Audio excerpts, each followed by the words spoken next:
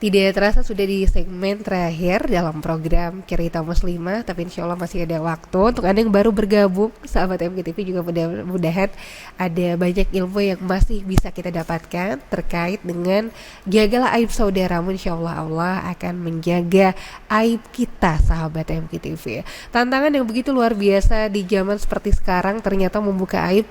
Tidak hanya ketika seseorang berkumpul, tapi ketika kita buka handphone bisa jadi kita mengkonsumsi aib-aib orang ya Bunda ya. Iya betul, kita nggak ketemu orang walaupun sendirian di kamar. Nah itu dia betul, kita sendiri di kamar buka HP. Luar biasa, bagaimana tuh cara mengatasi seperti itu? Itu kan aib-aib orang semua, apalagi zaman seperti sekarang. Tidak hanya public figure sebetulnya ya, di media sosial banyak orang yang kemudian menceritakan aib keluarganya, aib apa, dan kita baca itu sampai tuntas. Bagaimana itu Bun? Ya, makanya salah satu organisasi Islam waktu itu pernah ya, seingat saya, mengharamkan menonton infotainment itu. Iya. Ya, karena di sana dibukanya aib-aib orang gitu ya. Nah, kita sekarang hari ini lewat media sosial. Tapi memang kalau suatu aib udah terbuka gitu, udah terbuka karena memang maksiatnya sudah terang-terangan terbuka, itu kita bukan kalau kita ngobrolin itu bukan membuka aib lagi karena udah memang terbuka gitu. Baik. Tapi penting nggak sih bagi kita? Ada nggak sih manfaat bagi kita? Sebetulnya untuk apa ya? Untuk apa gitu? Apa kepentingannya buat kita? Kecuali kalau kita mau dikaitkan dengan teorinya dari Imam Al-Ghazali. Cara kita menemukan aib diri kita. Ya kan? Pertama, kita punya waktu bersama Allah, minta dibimbing oleh Allah untuk menemukan aib kita. Yang kedua, kita punya guru yang menasehati kita, guru yang ma'rifat kepada Allah. Ketiga, punya teman yang jujur untuk mengingatkan kita.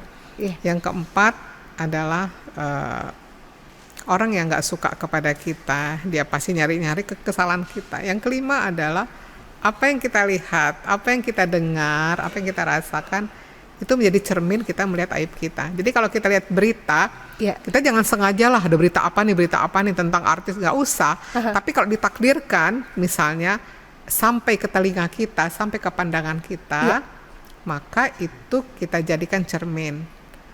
Saya kayak gitu enggak. Dan kita jangan fokus kepada makhluknya, jangan vonis manusianya.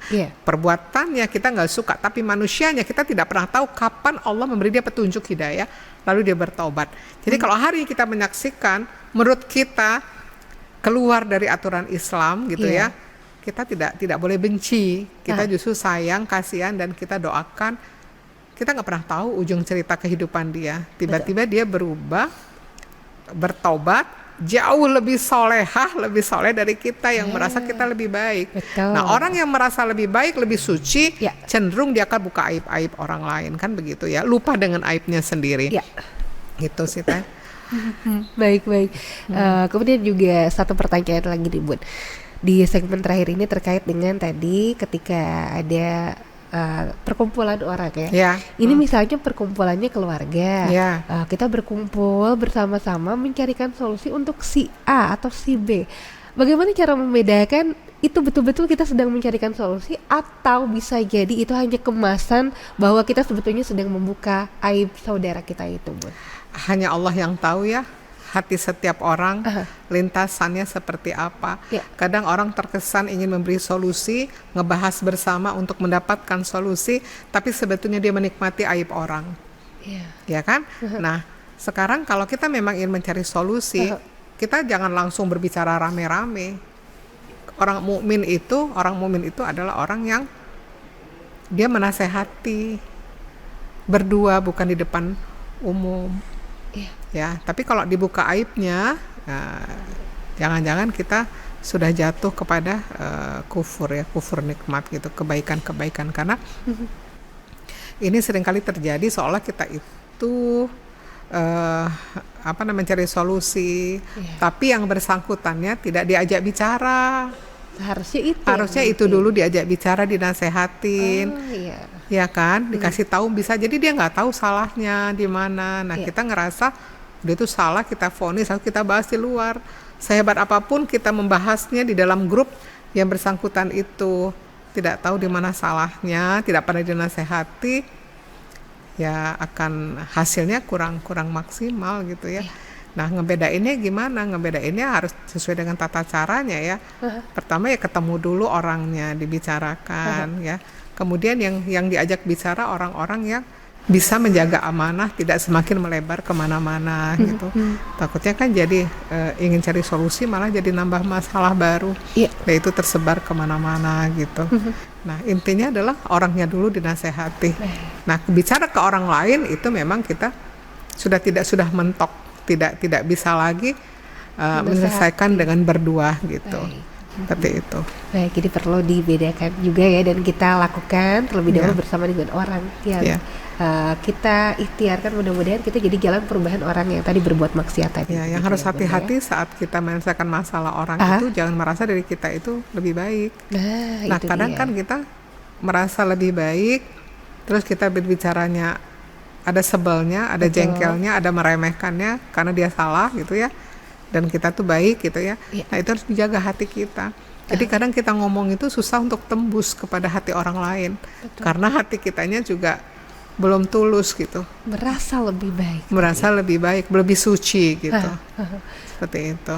Baik. Sebetulnya panjang sekali pembahasan berkaitan dengan menjaga aib saudara ini, karena ini adalah hal yang sehari-hari sepertinya kita mendapatkan tantangan tentang ini. Tadi seperti ada orang berkumpul, apakah kita memilih untuk ke situ atau memilih untuk menghindar gitu ya. Tapi mudah-mudahan pembicaraan kita di 3 segmen sebelumnya ini juga menjadi bekal untuk kita di hari ini, Bu, agar lebih baik lagi, diawali dari menjaga lisan tadi ya, agar kita pada akhirnya tidak membuka aib saudara kita. Dan yang menarik kan tadi, menjaga aib saudara maka Allah akan jaga, tutup aib kita di dunia dan di akhirat. Seperti apa tuh, Bu? Di pembahasan terakhir kurang lebih 3 menit lagi ini, silakan. Ya, ada satu hadis saya mau bacakan ya.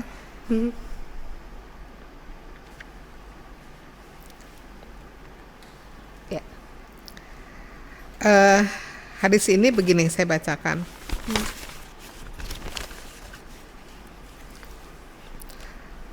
Kan Allah memiliki nama As-Satir, yang maha menutup aib hamba-hambanya. Ya, nanti di akhirat ada suatu peristiwa yang sangat menakjubkan, di mana Allah memanggil hambanya satu persatu, dan itu menjadi rahasia antara seorang hamba dengan Allah. Tutup pakai tirai, ditutup, itu antara seorang hamba dengan Allah.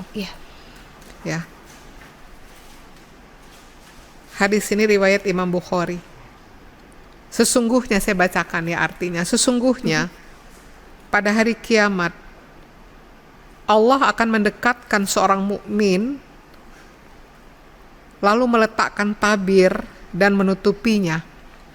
Lalu Allah berfirman, apakah kamu mengetahui dosa ini? Apakah kamu mengetahui dosa itu? Dia menjawab, iya betul, saya tahu wahai Robku. Hingga ketika Allah telah membuat dia mengakui semua dosanya dan mengira dirinya sudah akan binasa, Allah berfirman kepadanya, aku telah menutupi dosa-dosa ini di dunia. Maka pada hari ini aku mengampuni dosa-dosamu itu. Lalu diberikanlah kepadanya catatan kebaikan-kebaikannya. Jadi nanti di akhirat, khairati, kamu tahu dosa ini? Khairati, kamu tahu dosa itu? Semua terbuka di hadapan Allah. Lalu kebayang, wah saya bakal binasa nih gitu. Tapi Allah jawabnya apa? Di dunia aku sudah tutup aibmu. Di akhirat aku ampuni. Lalu dikasih catatan-catatan kebaikan. Tapi syaratnya hadis ini berlaku bagi apa? Hadis ini berlaku bagi orang yang menutup aib saudaranya di dunia. Alangkah maha baiknya Allah Tadi kisah Nabi Musa itu luar biasa. Yang dia maksiat aja aku tutupi aibnya. Sekarang dia sudah tobat. Bagaimana aku bisa membuka aibnya? Kita yang aibnya sangat banyak, kalau kita bisa tutupi aib kita, aib saudara kita di dunia, mudah-mudahan aib kita di dunia dan di akhirat Allah tutup juga. Amin. Allah a'lam bishawab. Semoga manfaat. Amin, amin. Mudah-mudahan tentu kita berharap menjadi orang yang tadi beruntung ketika Allah memanggil kita dan Allah tutupi aib kita di dunia, termasuk Allah juga hapus dosa-dosa kita kelak di sana. Amin. Mudah-mudahan kebersamaan kita ini menjadi ilmu dan bekal untuk kita semua, Bunda ya, agar kita bisa berikhtiar sedikit demi sedikit, tapi kita berikhtiar sekuat mungkin agar kita bisa menutup aib dari saudara kita. Terima kasih banyak Bunda atas ilmu luar biasa yang disampaikan di hari ini. Insya Allah ini menjadi bekal para muslimah yang tengah menyimak di hari ini. Terima kasih Bunda. Sama-sama, mohon Dan maaf kalau ada kata-kata yang kurang berkenan. Ya. Dan kita harus segera akhiri kebersamaan kita dalam program Cerita Muslimah. Insya Allah sahabat MKTV banyak sekali ilmu, terutama terkait dengan menjaga aib dari saudara kita.